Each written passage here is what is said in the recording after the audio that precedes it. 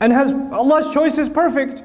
When Allah chose Musa alayhi salam to take on Fir'aun and to challenge him, there's no better qualified candidate on the face of the earth at the time than Musa alayhi salam. So Allah knows what He's doing. He's right for the job. And now we're learning, even if you're the most qualified to do a job, your qualifications, as good as they are never enough. Allah has to make ease on His end. Allah will make ease on His end. And these two things have to come together. Musa alayhi salam has to make his effort. But his effort alone will not give victory. It will come when Allah makes the task easy. You see, there are two sides of this that I'd like to explain as simply as I can. For myself and for all of you to remember, inshaAllah ta'ala. It's a concept of our book. It's a concept that our messenger taught alayhi salatu wasalam in many different ways. And this is just one example of them. There are some people who believe that they can accomplish anything. They can accomplish anything. And there are, positivity seminars and self-help programs and motivational programs and entrepreneurial programs. And these gurus charge thousands of dollars to come to their program. And they say, you can do anything, man. You can make $1 million this year. And people are sitting there going, yes, I can. Yes, I can do that. You have to believe in yourself. And there are people like, yes, I can accomplish anything I want. And they're like, they walk out of there. Everybody walks out like Fir'aun. Like, I can do anything, I believe in myself, which is actually part of that is a good thing. To believe in yourself is a good thing. It's not a bad thing. But you know what? If you only believe in yourself, and if you incorrectly believe in yourself, it becomes kibr, becomes arrogance, it becomes a disease of the heart. How do you balance that? How are you supposed to have confidence in yourself and humility at the same time? On the other extreme, you have people who say, Ya Rabb, you do everything, I am nothing, so I can do nothing. Nothing I do means anything, because you're the one who controls everything. So this guy doesn't apply for a job, he doesn't go and get a degree in college, he doesn't pursue an education, he doesn't take care of his family. And when you say, why don't you do anything? Allah will provide. Akhi, I am nothing. What can I do? I'm just a miskeen. There's two extremes. One guy says he can do everything, the other guy says he can do nothing. Our deen teaches us a balance in between. Allah is the one who gave us our capabilities. It is a trust Allah gave you, it is a trust Allah gave me. Your intellect, your physical strength, your talent, your work ethic, your ability to get work done, that ability came as a gift, as an amana, as a trust from Allah. And then, after He gave you this gift, it is a violation, it's kufranun ni'mah, it is being ungrateful that you don't work to your full potential. This is why the Messenger of Allah sallallahu alaihi wasallam said to us, to the believers, that whenever you do something, فَلْيُتْقِنْ, and you should do it to perfection. Allah made you fi ahsani taqweem, in the best possible way. Why should you do anything less? There should never be a college student who's Muslim who accepts mediocre grades. It shouldn't exist. There should never be a Muslim running a business who just kind of does business. He should be the best at his business. There shouldn't be an okay Muslim doctor. He should be the best doctor there possibly could be. There's an amana Allah gave you, Even if you're a taxi driver, you're the best taxi driver in town. Doesn't matter what you do it the best. Nobody does it better than you.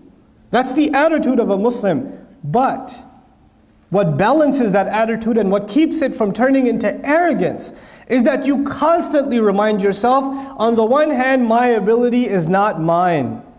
Allah is the one who gave me this ability. وَاصْطَنَعْتُكَ لِنَفْسِي, Musa is told, I crafted you for myself. I made you the way you are. All of your abilities are actually given by me. So you remind yourself of that. And then whenever you think of a task, a mission, and we think to ourselves, yeah, that's easy, man. I've done it 100 times. I could do this. Kids that are good at math, you give them a math problem, they say, easy. Psh, nothing. You tell some kid, I need you to do this work or that work. Yeah, I've done this. I got this, man. It's easy for me.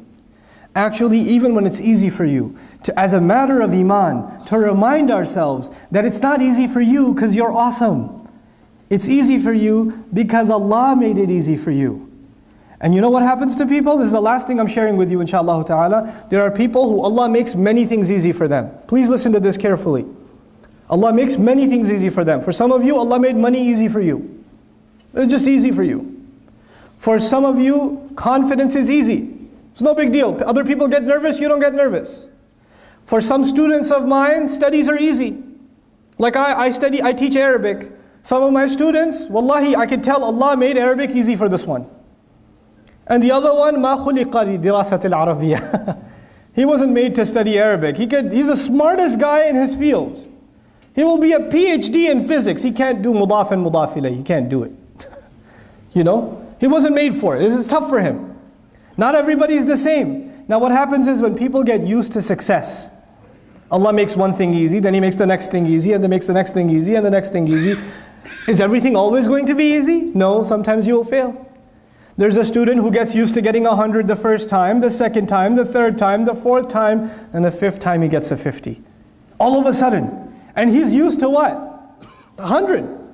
So he said, oh, forget it. I am worthless. Allah is no longer with me. You know, what's the point now? Because you get used to riding so high that one little failure, one setback, and you're just crushed.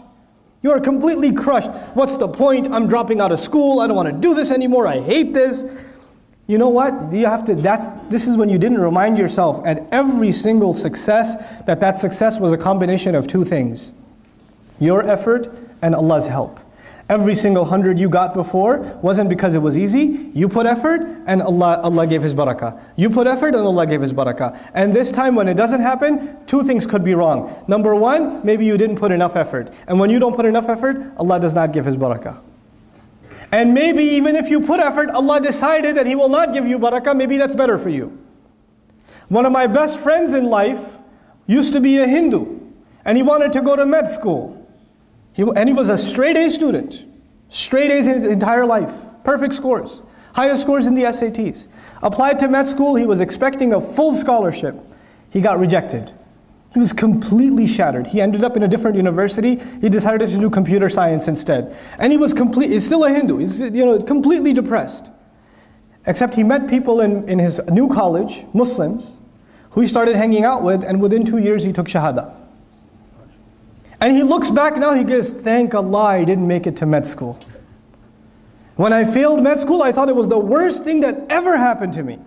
And now I look back at my life and I say, I failed med school, it is the best thing that ever happened to me. You know? His kids are memorizing Quran. Can you imagine? His kids are memorizing Quran. His father, when he became Muslim, they dragged him to, his father got so shocked, he took him to India to beat Hinduism back into him. And he ran away from them, they came back. You know? Now his kids are memorizing Quran, subhanallah. So sometimes we have to have trust in Allah. We get used to riding a high wave, and one little setback comes and we lose our trust in Allah. And then there are others who Allah gives you one difficulty, then He gives you another difficulty, then He gives you another difficulty, and He gives you another difficulty, and you start believing that I will never accomplish anything. My life is just difficult, man. Everything is hard for me. I keep getting fired. I keep failing my tests. I keep doing that. You get depressed. And even this one has to remember that success in this world, everything that happens is a combination of two things. I have to put in my effort, and Allah will make the task easy. I know I said last, but I have 1 minute left. Might as well use it for something. I'll share this last thing with you. There are two parts of this dua so far. It's not even the whole dua. I just wanted to share these two statements with you. رَبِّ اشْرَحْ لِي صَدْرِي وَيَسِّرْ لِي أَمْرِي. There's a sir balaghi. There's a very beautiful eloquence to this statement.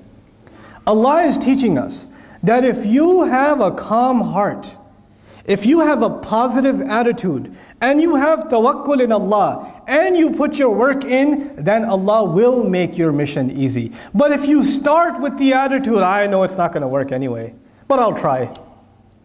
You already began with a defeated attitude, Allah will not make your task easy for you. You have to come with sharh al-sadr. You have to have an open chest, a positive attitude, belief that Allah will give you success in what you do. And if He doesn't give it to you, well, you're still saying Alhamdulillah. But you don't walk into an effort. You don't start a project. You don't start doing any work. And you begin with saying, I'm probably not going to succeed anyway, given my track record. You don't begin with that attitude. Then Allah will not make your job easy for you. So if we have that good heart before Allah Azza wa Jal, Allah will make our task easy for us, subhanahu wa ta'ala. With that, I pray that Allah Azza wa Jal gives us all the ability to take advantage of the wisdom of the great prophets of Allah alayhimu salatu wasalam that is captured in their du'as. They said such few words, but they taught us so much. of how to better our lives as believers and how to live our life successfully for Allah's deen and also make the best of this dunya. May Allah Azza wa Jal make us find the balance between this deen and this dunya as He intends it, and may Allah put all of us to the service of His beautiful deen and this ummah. Barakallahu li wa lakum fil Qur'an al-Hakim wa nafa'ani wa iyyakum bil ayati wa dhikr al-Hakim.